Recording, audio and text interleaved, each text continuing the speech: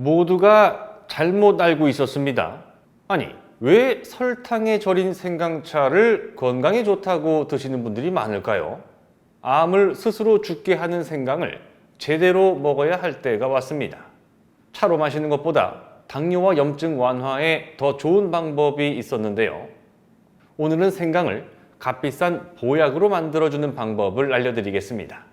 여러분들과 가족의 건강을 지키는 가장 쉬운 방법, 건강한 동행TV 구독과 좋아요를 눌러주세요. 앞으로도 대한민국 넘버원 건강 채널이 되겠습니다. 과거에는 생강을 먹으면 야, 저 사람 좀 잘 나가네 이렇게 생각할 정도로 부와 권력의 상징이었습니다. 조선시대에는 임금님 하사품으로 내려서 약으로 쓰기도 했죠. 중세 유럽에서는 엄청나게 귀한 향신료였습니다. 그런데 지금은 양념이나 생강청 말고는 잘 안 먹습니다. 굉장히 잘못된 방법인데요. 딱 3가지만 기억해 주시기 바랍니다. 첫 번째, 생강을 돼지고기랑 같이 먹으면 별 3개짜리 건강 음식이지만 채소 중에 이것을 넣게 되면 별이 5개입니다. 숨어있는 염증과 암을 스스로 죽게 하고 통증까지 줄여주는 약이 되는 방법이고요. 두 번째는 생강을 밥에 넣어서 먹는 방법인데요. OECD 기대수명 1위 국가, 이웃나라 일본에서 생강밥을 먹는 이유에 대해 알아봤습니다. 마지막 3번째, 생강차가 독이 되지 않게 마시는 방법은 의외로 간단했습니다. 설탕 대신 다른 걸 넣는 방법이 있었으니까요.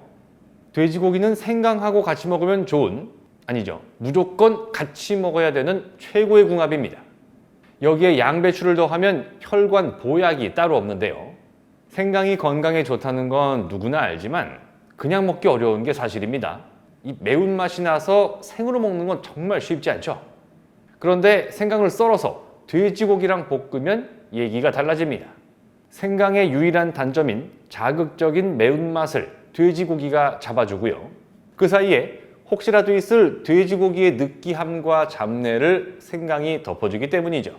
근데 맛이 좋아지는 것보다 더 중요한 건 혈관에 더 좋다는 겁니다. 피를 깨끗하게 하는 걸로도 알려졌는데요. 혈액이 더럽다는 게 보통 피가 걸쭉해진다, 피가 끈적하게 변한다는 걸 의미하는데요.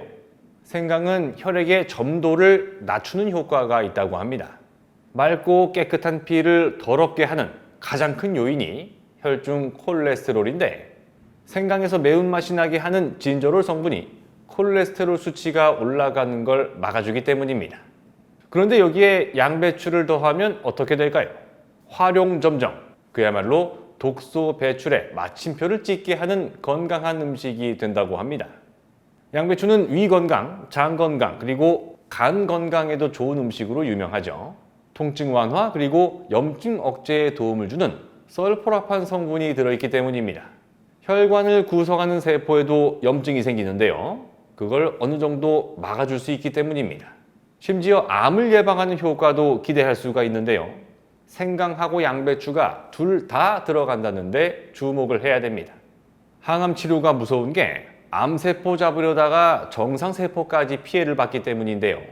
하지만 생강은 암세포를 스스로 죽게 만드는 자연사멸 유도 효과가 있는 것으로 밝혀졌습니다. 미국 미네소타 대학 연구팀 동물 실험에서 그 결과가 나왔는데요. 사람의 대장암 세포를 실험용 쥐한테 집어넣고 생강의 주성분인 진저롤을 먹여봤습니다. 그랬더니 암세포가 무려 70%가량 줄어드는 결과가 나온 것인데요. 연구팀이 내린 결론은 이겁니다. 생강이 암세포에 직접 작용했다. 암세포의 자연 사멸을 유도했다. 생강을 곁들인 돼지고기 양배추 볶음은 만드는 방법도 정말 간단합니다. 돼지고기 중에서 앞다리살처럼 지방이 적고 담백한 부위 사셔가지고요. 식용유 살짝 넣고 볶아주시다가 3분의 1 정도 익었을 때 생강을 넣고 볶는데요. 채로 썰거나 편으로 써는 건 취향대로 하시면 되겠습니다. 그리고 3분의 2 정도 익었다 싶을 때 양배추 넣고 볶으시면서 간장으로 간을 맞춰주면 완성입니다. 자주 챙겨 드시면 좋겠네요. 생강을 건강하게 먹는 두 번째 방법은 생강밥입니다. 만드는 방법은 딱 한 문장으로 설명이 되거든요. 밥솥 스위치 올리기 전에 채로 썬 생강을 얹어서 밥을 지으시면 되는 겁니다.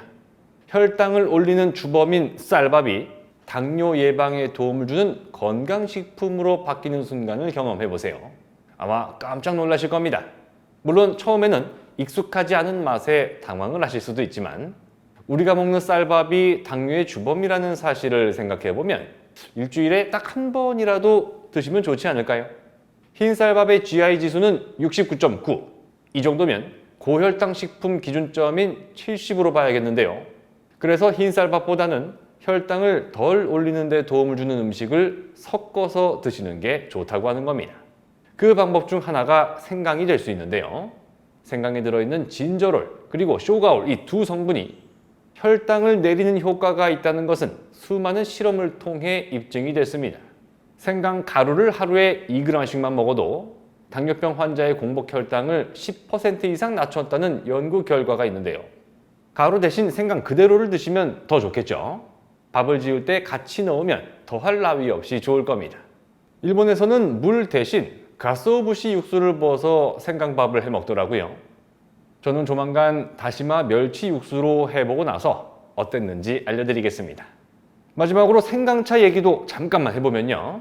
흔히 생강차라고 말하는 제품 아시죠? 유리병에 썰어둔 생강이랑 설탕을 잔뜩 부어서 절여놓은 겁니다. 사실상 과일잼하고 다를 바가 없는데요. 저는 개인적으로 차라리 안 먹는 게 낫다고 생각합니다. 생강의 장점보다 설탕 과다 복용이라는 단점이 훨씬 크기 때문인데요. 생강차를 가장 건강하게 마시는 방법은 생강만 넣고 끓이는 겁니다. 미리 말려뒀다 드셔도 되고요. 일주일치 정도 한꺼번에 끓여놨다가 냉장고에 보관해 놓고 그때그때 데워 드셔도 되는데요. 생강은 천연 인슐린이라는 별명답게 혈당 조절에 도움을 줄 수가 있지만 혈액순환에 좋기로도 그 명성이 자자합니다. 그래서 매일 한두 잔씩 차로 드시면 좋은데요. 여기에 계피를 조금만 넣어주면 내장 지방을 억제하는 건강 음료가 될 수도 있습니다. 계피랑 생강은 비슷한 점이 참 많아요. 그 중에서도 혈관에 좋고 지방 배출에 좋다고 알려진 부분이 너무 닮았는데요. 생강에 진저롤이 있다면 계피에는 알데히드라는 성분이 있습니다. 혈관을 넓혀주는 기능을 하기 때문에 혈액순환은 물론이고 혈압을 낮추는 것도 기대를 해볼 수 있겠죠. 그런데 생강 드실 때 조심해야 하는 분들도 있습니다. 혹시 해당되는지 꼭 알아두셔야 되는데요. 위궤양 같은 위장병이 있으신 분들한테는 생강의 소화액 분비 촉진 작용이 문제를 일으킬 수 있다고 합니다. 이미 혈당을 떨어뜨리는 당뇨약을 드시는 분들도 생강이나 계피는 조심하셔야겠죠. 갑작스런 저혈당 쇼크가 올 수 있기 때문입니다.